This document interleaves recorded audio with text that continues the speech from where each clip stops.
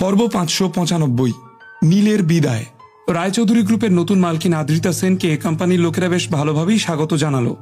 আদ্রিতার এই নতুন পদ ক্ষণস্থায়ী হলেও তার মনে হচ্ছিল সে বুঝি বিশাল কিছু একটা হাসিল করে ফেলেছে।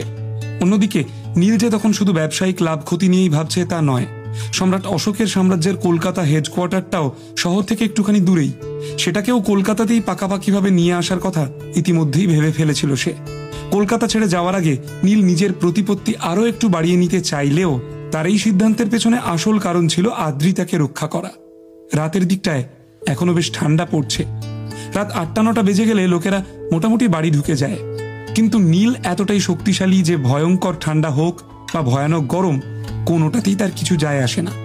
নীল দ্য এনএ ভিলার বাইরে একটা আবহাওয়া নির্ধারক যন্ত্র লাগিয়েছিল, আর সেই সাথে ব্যবহার করেছিল এক উন্নত মানের প্রযুক্তির। আদ্রিতার অনুমতি ছাড়া একটা মাছিও সেই বাড়িতে গলতে পারবে না। যারা একটু দুর্বল প্রকৃতির তাদের নিয়ে নীলের কোনো মাথা ব্যথা নেই, কারণ তারা এখনো যুদ্ধবিদ্যা শিখছে। আর আয়রন লকেও তারা যথেষ্ট ভয় করে চলে।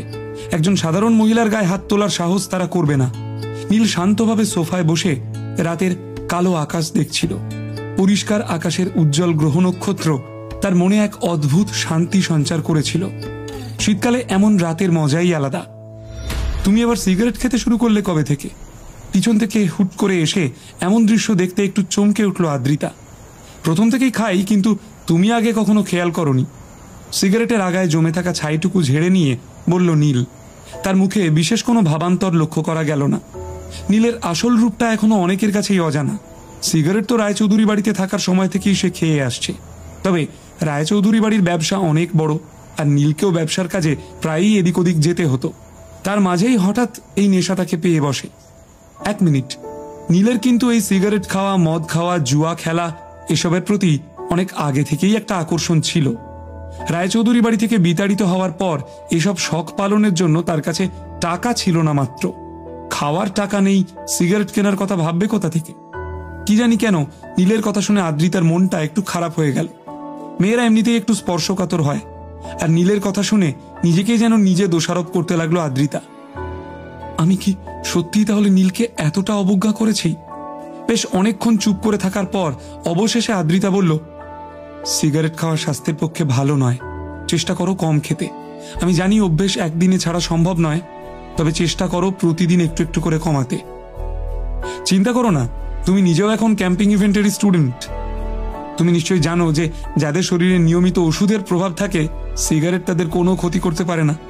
মুখে কথাটা বললেও অবশিষ্ট সিগারেটটুকু অ্যাশট্রেতে বিসর্জন দিল নীল। দুজনের মধ্যে এই ছোট্ট কথোপকথনের পর সারা ঘরে এক অদ্ভুত শান্তি নেমে এলো। মাঝে মাঝে বয়ে যাওয়া ঠান্ডা হাওয়ায় একটু একটু করে এলোমেলো হয়ে যেতে লাগলো আদ্রিতার চুলগুলো।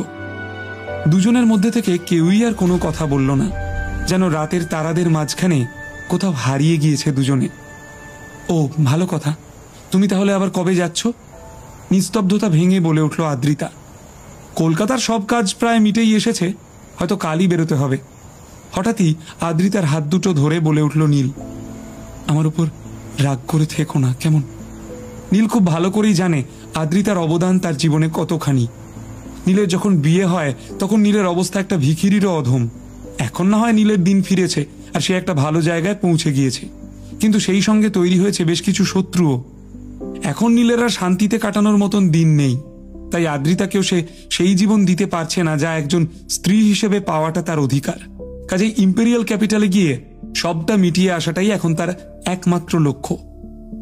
আমি তোমার সমস্যাটা বুঝি, আর এখন এটাও বুঝি যে তুমি কোনো সাধারণ মানুষ নও, কিন্তু তোমার মতো করে বিষয়গুলোকে বোঝার জন্য আমি এখনো তৈরি নই।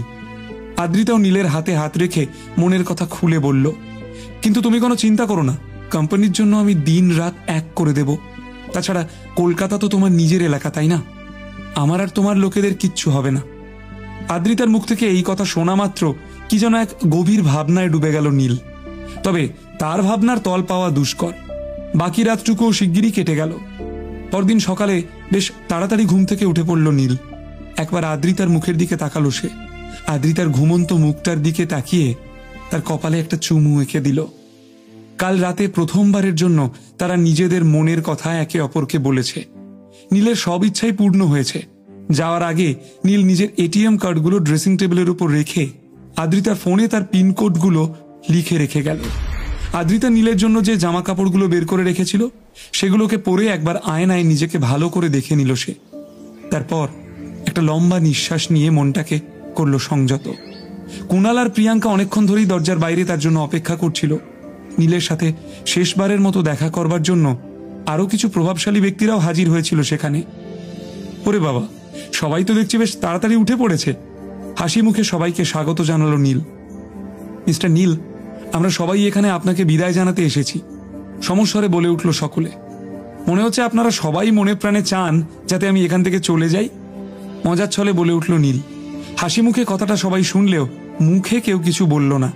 নীলের কথায় সম্পূর্ণভাবে তারা সম্মতিও জানালো না, আবার এড়িয়েও গেল না। তবে তাদের এমন প্রতিক্রিয়ায় নীল বিশেষ অবাক হয়নি। সে খুব ভালো করেই জানে যে এখান থেকে সে চলে গেলে সবাই হাঁফ ছেড়ে বাঁচবে। গত কয়েকদিনে সে কলকাতায় যা কিছু করেছে সেটা যথেষ্ট ভয়ঙ্কর, আর কলকাতার লোক এখন শুধু শান্তি চায়। আজ এখানে যারা এসেছে তারা সকলেই নীলকে শুধু বিদায় জানাতে আসেনি। এদের মধ্যে থেকে অনেকেই আছে যারা কলকাতার আদি বাসিন্দা। অনেক ঘটনারই তারা সাক্ষী, কিন্তু কোনোদিনও কারো সামনে তারা মুখ খোলেনি। এই কলকাতা শহরের সমস্ত দায় দায়িত্ব আমি আপনাদের উপরেই দিয়ে গেলাম। আমি ইতিমধ্যেই আপনাদের সাথে সমস্ত রকম আলোচনা সেরে ফেলেছি। কথাটা বলতে বলতেই নীলের চোখ আটকে গেল পৃথা আর অর্জুনের দিকে। চিন্তা করো না নীল, কিন্তু কুশল তো। নিখিল নিজের পুরো কথাটা শেষ করলো না। সে খুব ভালো করেই জানতো যে এই আলোচনার জন্য এটা সঠিক সময় নয়, কিন্তু এই সুযোগটা হাতছাড়া হয়ে গেলে কুশলকে নিয়ে মনের মধ্যে একটা কাঁটা খচখচ করেই যাবে। ও একদম ঠিক আছে, শুধু কয়েকটা দিন ওর সাথে তোমাদের দেখা হবে না, আগ বাড়িয়ে উত্তর দিল কুণাল। নীল আর কিছু জিজ্ঞাসা করলো না। পেছন ফিরে শুধু একবার দ্য এনে ভিলাটাকে মন দিয়ে অনেকক্ষণ ধরে দেখল সে জানে না যে এখান থেকে যাবার পর সে আবার কবে ফিরতে পারবে, আদৌ ফিরতে পারবে কিনা তারও কোনো গ্যারান্টি নেই। আদ্রিতা এখনো ঘুমোচ্ছে, কিন্তু নীলের জন্য সেটাই ভালো। যাওয়ার আগে আদ্রিতার সঙ্গে দেখা করতে সে চায় না। আদ্রিতার কান্না ভেজা মুখ দেখতে তার ভালো লাগে না। এমন সময় একটা কালো বিলাসবহুল গাড়ি এসে দাঁড়ালো বাড়ির দরজার ঠিক সামনে। গাড়ি থেকে বেরিয়ে এলো রাহুল বাসু। সাথে সাথে সবাই সরে গিয়ে রাস্তা করে দিল তাকে। আপনারা সবাই নিজেদের খেয়াল রাখবেন, আমাদের সবার এত পরিশ্রম যেন জলে না যায়। সবাইকে হাত নেড়ে হাসি মুখে এগিয়ে গেল নীল। বারবার তার চোখ চলে যাচ্ছিল দোতলার বারান্দার দিকে। এই দোতলাতেই তো আদ্রিতা ঘুমিয়ে রয়েছে। বেশ কিছুক্ষণ সেদিকে তাকানোর পর অবশেষে গাড়িতে গিয়ে উঠল নীল। কেউ খেয়াল করল না যে দোতলায় একটা সুন্দরী মেয়ে জানলার ফাঁক থেকে উঁকি মেরে দেখছে, আর তার দু চোখ বেয়ে অবিরাম জল পড়ে চলেছে। মুখে হাত চাপা দিয়ে কেঁদে চলেছে সে। তার কান্নার শব্দ শোনা না গেলেও তার বুকের ওঠানামা স্পষ্ট দেখা যাচ্ছে। আদ্রিতা মন থেকে নীলকে যেতে দিতে চায়নি, কিন্তু এমন কিছু কিছু জিনিস থাকে যেগুলো মানুষের পক্ষে নিয়ন্ত্রণ করা সম্ভব নয়। কখনো কখনো জীবনে এমনও সময় আসে, ভুল করে অন্যায় করে ঘটনা বিশাল আকার ধারণ করলে সেটা নিয়ন্ত্রণ করাটা মানুষের সাধ্যের বাইরে চলে যায়। নীলের সাথেও কিছুটা তেমনই ঘটেছিল। শুরুটা প্রস্তরজিৎ দিয়ে হলেও একে একে কিউআই ডাবল পাওয়ার পিল থেকে শুরু করে অ্যালকেমি, ক্যাম্পিং ইভেন্ট, একের পর এক কাজ, শত্রু আর শত্রুতা, শালিনী, কাকলি, তার নিজের বউ আদ্রিতা, এমনকি ডাকাত সর্দার শাবানা পর্যন্ত ক্রমশই জটিল হয়ে উঠছিল তার জীবন। সে বুঝে উঠতে পারছিল না যে নিজের জীবনটাকে আবার আগের মতো সহজ সরল বানাবে কি করে। অবশেষে নীল বুঝতে পারল যে একমাত্র ইম্পেরিয়াল ক্যাপিটালে গিয়ে ধারা পরিবার আর ইন্ডিয়ান অ্যালকেমি গ্রুপের মুখোমুখি হলে তবেই এই জট ছাড়ানো যাবে। নীল এবার একটা এসপার ওসপার করে তবেই ছাড়বে। নীল দুর্গাপুরে পর্যন্ত যায়নি। তার নিজের মা বাবা তালুকদার বাড়িতেই রয়েছেন। চাইলেই নিজের মা বাবার সঙ্গে সে একবার দেখা করতে পারত, কিন্তু না, তার মা বাবার যথেষ্ট বয়স হয়েছে। এই বয়সে ছেলেকে মৃত্যুর মুখে এগিয়ে যেতে দেখতে তারা পারবেন না। তাই সরাসরি প্লেনে করে ইম্পেরিয়াল ক্যাপিটালে পৌঁছানোর প্ল্যান করেছিল নীল। প্লেনের ভেতর নীল মাথা নিচু করে একটা কালো রঙের কার্ডের দিকে এক দৃষ্টে তাকিয়েছিল। আসলে কার্ডের আকৃতির বিশেষত্ব খেয়াল করে আর চোখ ফেরাতে পারেনি সে। এই কার্ডটা হলো আসলে একটা qualification card. Indian alchemy group অনেকদিন আগে এটা তাকে পাঠিয়েছিল। 3 বছরে একবার অনুষ্ঠিত হওয়া এই অ্যালকেমি প্রতিযোগিতা শুরু হতে চলেছিল ইম্পেরিয়াল ক্যাপিটালে, আর সেই কারণেই কলকাতার সমস্ত কাজ এত তড়িঘড়ি মিটিয়ে নীলের সেদিকে রওনা দেওয়া।